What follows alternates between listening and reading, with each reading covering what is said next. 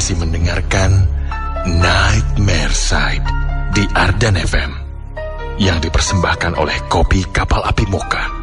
Paduan kopi dan mokanya emang enak.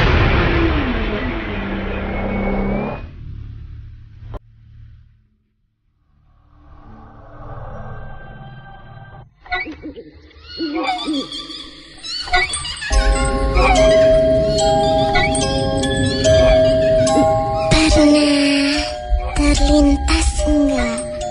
Atau tanpa kamu sadari, sekarang aku sedang ngeliatin kamu.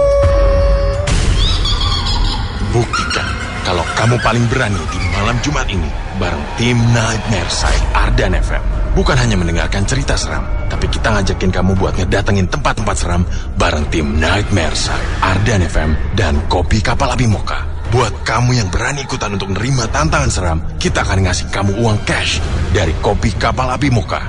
Tungguin Nightmare Side Ardan FM setiap hari Kamis jam 10 sampai jam 12 malam hanya di 105,9 Ardan FM. Dan pastikan kalau kamu tidak sendirian. Acara ini disponsori oleh Kapal Api Mocha, paduan kopi dan mokanya emang enak.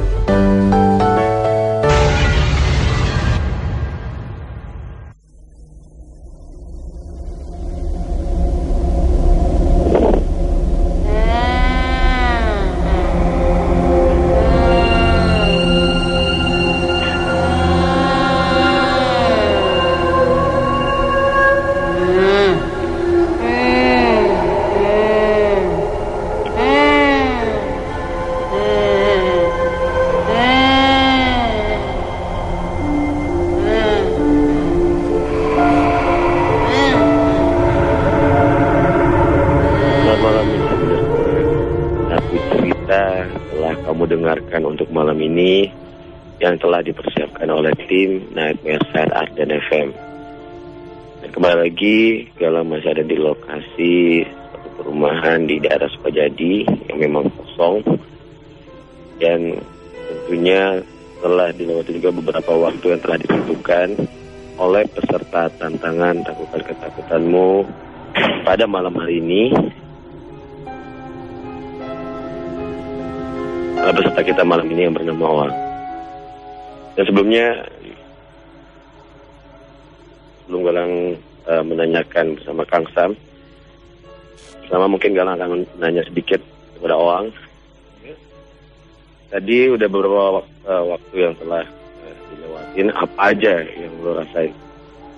Pada dasarnya sih nggak ada apa-apa gitu, cuman ada sedikit kayak kelebatan sih di pinggir gitu, cuman ya saya juga ngelihatnya sekian detik gitu, jadi dianggap nyantai aja sih, selama ini sih aman-aman aja gitu. Cuman kesel Selain itu mungkin ada apa lagi yang mungkin yang paling suara-suara sih. Kalau suara-suara bisa dari mana aja sih menurut saya sih. Bisa lebih spesifik suara apa yang lo dengar? Ya, misalnya di pojok-pojok di belakang saya kayak suara apalah, kayak apa keinjak gitu. Kayak misalnya kan di sini apa ya, banyak kayak sampah-sampah gitu kan, kita bukan sampah sih, barangkal muridnya biasanya. Kalau keinjek-injek gitu kan pasti kedengeran kan suara-suaranya gitu. Cuman bisa aja binatang. Jadi emang berpikir positif ya? Berpikir positif, oke sih. Di tempat rada bete oke sih. Oke, Kang Sam, tadi yang dirasakan sama Oang ini apa dia ngeliat seperti itu kan, kelas? Iya. Dan ada beberapa suara yang dia dengarkan juga. Wajar kalau Awang seperti itu, karena dari tadi ini kan menjadi base camp-nya yang baru dari Sianto ini. Jadi tadi pada saat Awang melihat di belakang, kita justru di luar itu melihat di telepon lagi ngeliatin kita. Jadi cuman itu yang kita bilangin. Jadi lebih luar biasa sebenarnya dengan rasa, dan Awang ini kan pakai rasa, bukan dari mata. Kalau mata kan bisa ngebohong aja, atau kita dengan pendengaran juga sebenarnya bisa bohong-bohong juga kan. Ini bisa aja kalau kata Awang itu binatang, Padahal di sini nggak ada binatang dan tidak ada yang jalan sebenarnya. Ya, karena ini di lantai 2 ya. Lantai 2, karena kita di bawah diem aja. Ya. Kita tidak mungkin untuk membuat suatu suara-suara apapun bentuknya. Ya. Kayak gitu. Jadi emang betul apa yang Awang rasain. Tadi ada kelebatan emang jalurnya seperti ini gitu kan. Jalurnya gitu. Dan waktu pas pertama mungkin tadi Awang juga bakal merasakan ada frekuensi dari si energi hantunya ini kerasa sama Awang. Bener nggak, Wang? Jadi kayak misalnya habis olahraga tuh kita badan kan suka ngangkat apa ringan gitu, pegal gitu kan. Nah saya tiba-tiba jadi ngeredak, rasain dikit-dikit gitu. Ini ada apa nih gitu. Badan kayaknya nggak enak gitu. Nah itu kan salah satu frekuensi atau energi dari mereka terhadap manusia itu ada suatu benturan negatif dan positif dan yangnya itu. Jadi memang sebenarnya waktu pas pertama kita semua datang ke tempat ini itu udah ada. Udah ada semuanya. Udah dari awal. Cuman kalau makanya ini kalau lebih malam itu lebih banyak sekali. Mungkin bisa ditanya kepada penduduk setempat atau sebelah sini juga banyak saja mungkin. Karena emang dari ini banyak menemukan suara, ada yang menangis. Tadi juga perempuan tuh banyak sih itu. Jadi sementara waktu tadi orang di sini aktivitas ini masih belum Udah ada. Cuman kan Awangnya itu dibilang cuek ya cuek, dibilang santai juga dia santai banget seperti itu. Dan sekarang ini mungkin maksudnya kembali lagi pada Awang. Lu bakal ngelanjutin lagi sekarang ke nyampe tahap berikutnya atau tidak. Nah, kalau misalnya lu berhasil lewatin lagi beberapa waktu yang udah telah ditentukan, lu bakal mendapatkan hadiah dari Kopi Kapal Api Moka. Takut ada apa-apa juga sih lama-lama gitu. Pertama mungkin mereka cuman kayak gitu, tapi nanti takutnya ngeganggu atau lebih gimana gitu. Masih bingung sih, lanjut nggak? Apa terus mau coba dulu kalau misalnya ini karena ini tinggal satu cerita lagi. Ya udah coba aja. Coba dulu. Oke. Kita doakan mudah-mudahan Awang berhasil dan soal tadi mungkin kita dengar juga kalau Awang ini selalu bersikap positif dan kita harapkan memang soal seperti itu beda. Dan sekali lagi tantangan ketakutanmu ini dipersembahkan dari tim Nightmare Set Arden FM dan Kopi Kapal Api Moka. Sementara kita Awang tinggalkan lagi untuk beberapa waktu ke depan. Dan seperti biasa buat insan muda dimanapun kamu berada, selamat mendengarkan cerita Nightmare Set Arden FM yang kedua.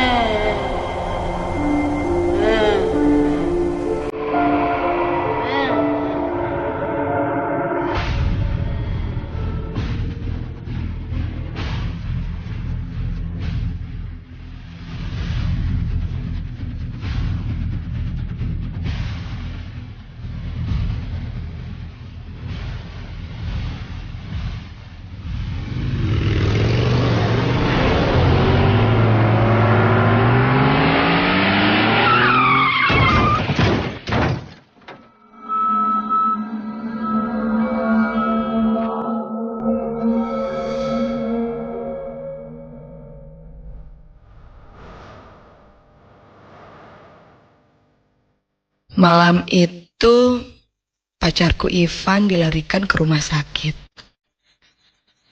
Aku yang sedang di rumah dibangunkan oleh telepon dari Tera, adiknya Ivan. Tera bilang kalau Ivan menabrak pembatas jalan di daerah Soekarno-Hatta.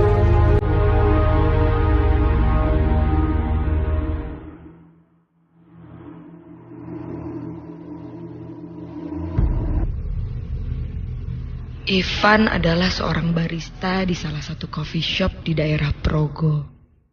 Ketika jalan pulang, Ivan seperti melihat seorang perempuan menyeberang di daerah tersebut.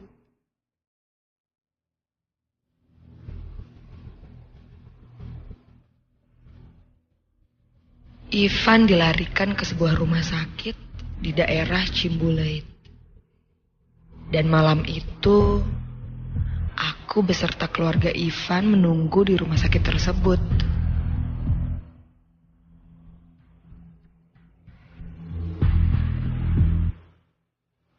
Udara malam yang sangat dingin membuatku agak sedikit kedinginan.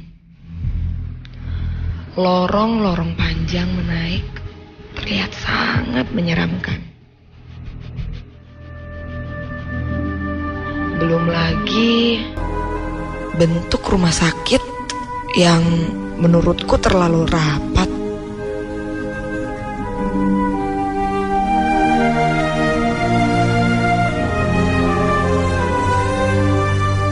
Setelah diperiksa di ICU, Ivan dirawat di sebuah bangsal yang diberi nama burung. Memang, semua bangsal di rumah sakit tersebut diberi nama-nama burung. Mungkin ada hubungannya sama nama rumah sakit tersebut.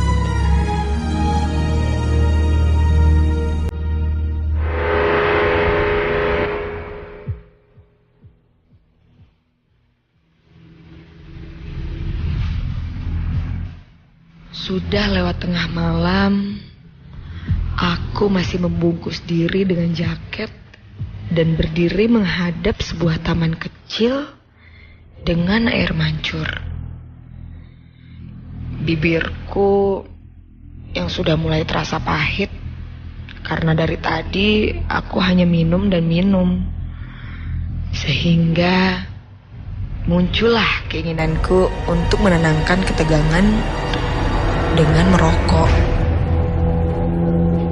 Aku masuk ke dalam kamar rawat pria. Aku pamitan pada Ivan untuk merokok di luar, dan Ivan yang masih mengobrol dengan keluarganya hanya mengangguk.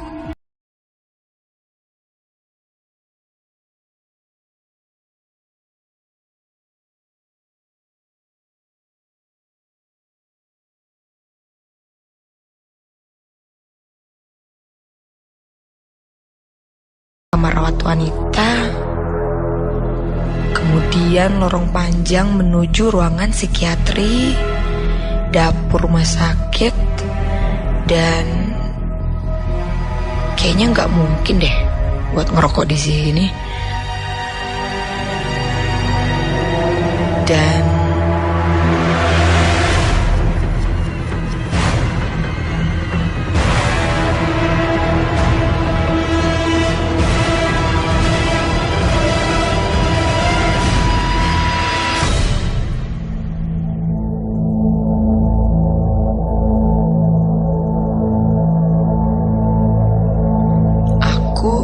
berbalik arah. Tiba-tiba pandanganku tertuju pada sebuah ruangan di ujung dengan turbin-turbin besar dan plang yang menempel di atasnya bertuliskan instalasi pengolahan sampah medis.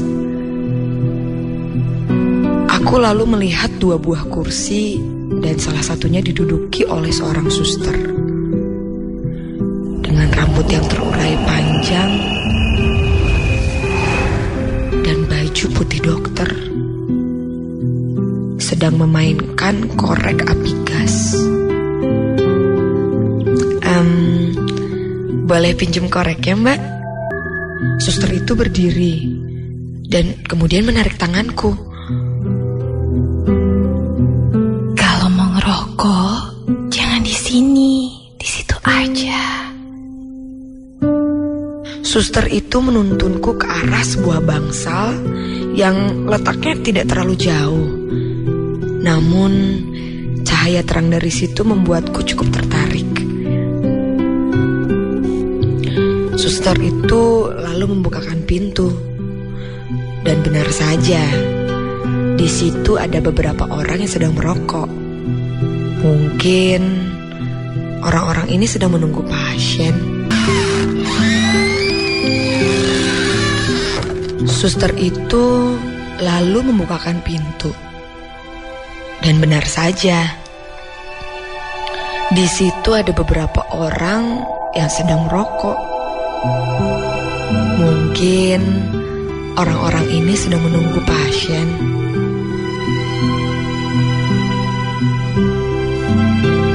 Bangsal itu terdiri dari beberapa kasur besar berjejer rapi dan juga meja, seperti bangsal kosong.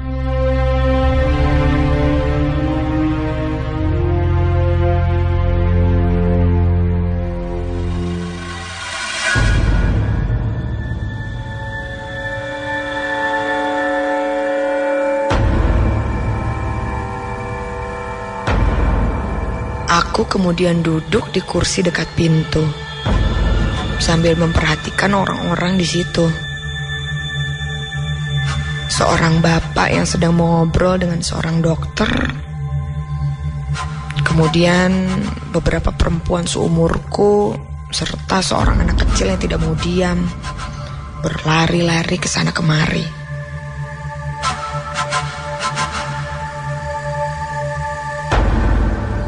Singkat cerita, aku habiskan sebatang rokok dan mulai berjalan ke arah kamar Ivan.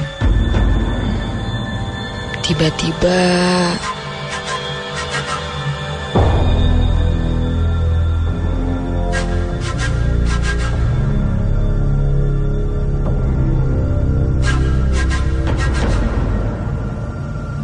astaga, rokok dan handphoneku ketinggalan di atas meja itu. Aku segera berjalan cepat dan kembali ke ruangan itu. Ketika aku membuka pintu,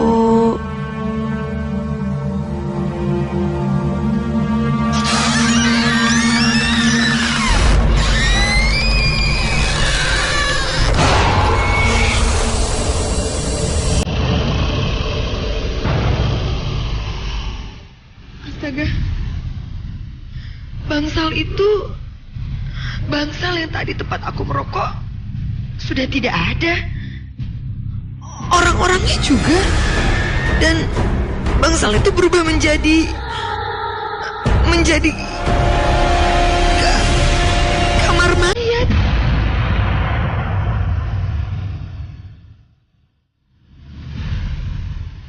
Dan benar saja, handphone dan rokokku tertinggal di ujung bangsal itu. Aku berusaha berjalan di tengah-tengah mayat yang tertutup kain putih. Dan dalam ketegangan itu, tiba-tiba sebuah suara muncul dari belakang. Boleh minta HP-nya? Spontan aku menengok ke belakang. Tidak ada siapa-siapa di belakangku. Hanya saja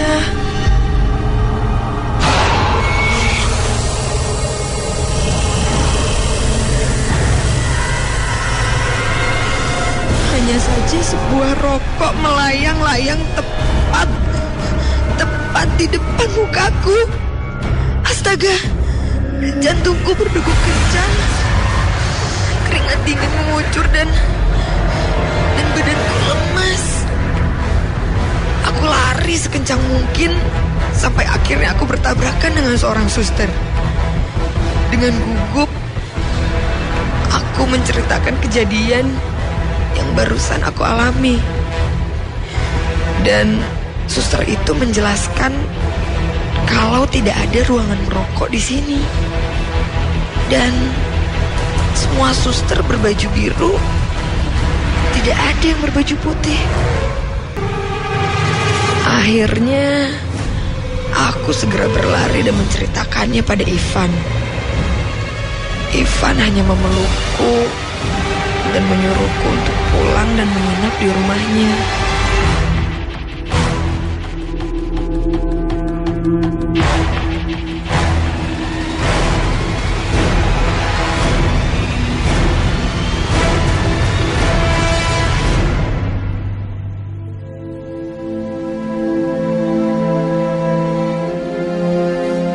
Keesokan paginya, aku kembali ke rumah sakit itu.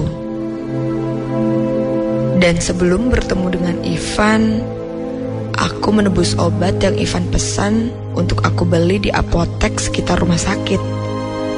Sambil menunggu obat, aku iseng-iseng melihat gambar peta rumah sakit yang terletak di samping apotek.